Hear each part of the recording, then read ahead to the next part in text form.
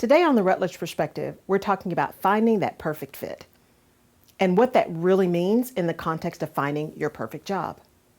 Now, in my career, I've seen a number of people that have loved the work that they do, but it just doesn't seem to be feeling right.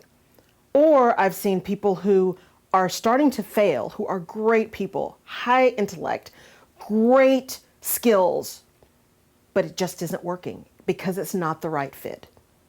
So let me start by saying there's no such thing as the perfect fit.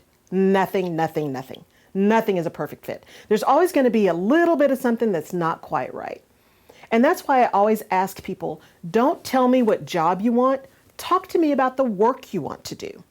What kind of work gives you fire in your soul? What kind of work says, this is what feeds me. This is what makes me happy. Or this is the kind of work that I can put in context because all of this other stuff in my world is so much more important to me right now. And this work enables me to do that stuff.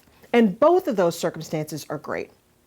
So I want to talk a little bit about what perfect fit means. Now, my undergrad is in accounting.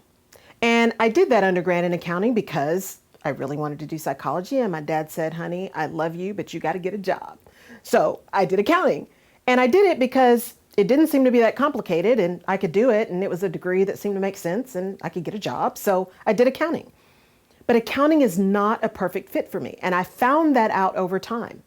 And it's mainly because for me, numbers, you can make them be whatever you want them to be, as we've seen in a number of companies. But what I started finding out is that the accounting and the numbers enabled me to have conversations with people that gave me credibility and gave me understanding about the bigger business picture. So when I started moving towards more logistics and more manufacturing and understand how things were made, and either you get 4 widgets or 400 widgets, that really drove me and made me say, this is so cool. Having the background in numbers made me able to do that much better. And they made me a much better business partner as a human resources person because I could speak the language of business because I understood numbers. So accounting was not a perfect fit for me, but that background enabled me to move into a place that was a fit. Now I want to give you an example of a perfect fit right out of the gate. When I was first in my career, I was working at a technology company and I met this person and we hit it off immediately. I was the accountant on this particular product line and he was the finance guy. So we had to work together on a monthly basis. And as we grew to be friends over time, I moved on to do some other things, got my MBA, et cetera, and he moved into a management development program that took him internationally. He started doing much more around sales and around product placement. Ultimately, this person moved into sales. And when I tell you perfect fit. And it's not so much that it's a sales job. It's the kind of work. He could be selling widgets, but it's the process of sales that drives this person. It's the negotiation, it's the hunt, it's the kill, it's the solution finding. It's ensuring that his product that he is selling, that his client understands how that product meets all of their needs. And the thing that makes it the perfect fit for him is not just because he's confident, because he is extremely confident, not arrogant, but extremely confident. And he's confident in his ability because he also prepares. He loves the process so much that he spends a great deal of time preparing. He knows who his client is. He knows what their pain point is. He understands who they are as a person as well as what they need so that he can understand where what he is selling fits to meet that pain point. It is just masterful.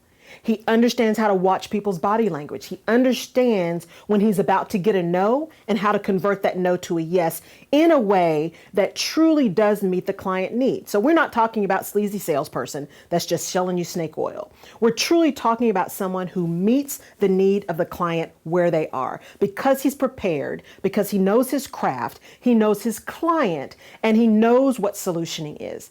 Absolute perfect fit. Now, if you'd asked him very early on if he would ever go into sales, probably not. But if you look back, and he and I had this conversation not too long ago, if you look back at where he is now and the journey he has taken, every experience that he has had prepared him to be where he was. The way he grew up, how he had to maneuver through situations, how he had to understand who his opponents were so he could win. All of these things prepared him to be the exceptional salesperson that he is. And it's the same thing for you. What is it that sets your soul on fire? What are the experiences that you have had that give you skills that no one else has, that gives you a perspective that no one else has? And how can you match those to the work you want to do, not the job you want? We get so caught up in titles and position that we get our entire being and our entire worth tied up in whether or not we've got the job.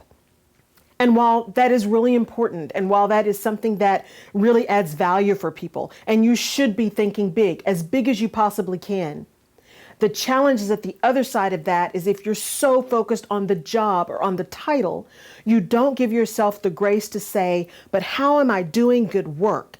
And if that title doesn't enable me to do good work, if that job isn't helping me do good work, then is that really the perfect job for me?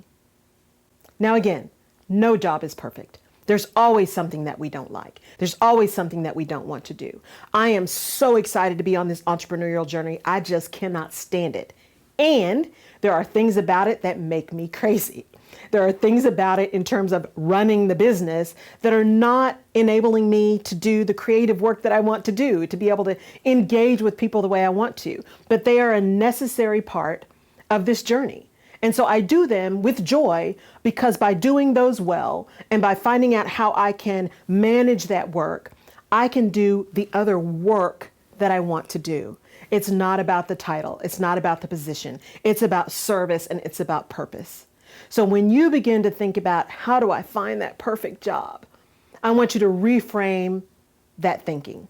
I want you to enable yourself to process differently and change the question to, how do I find the perfect work? What work do I want to be doing?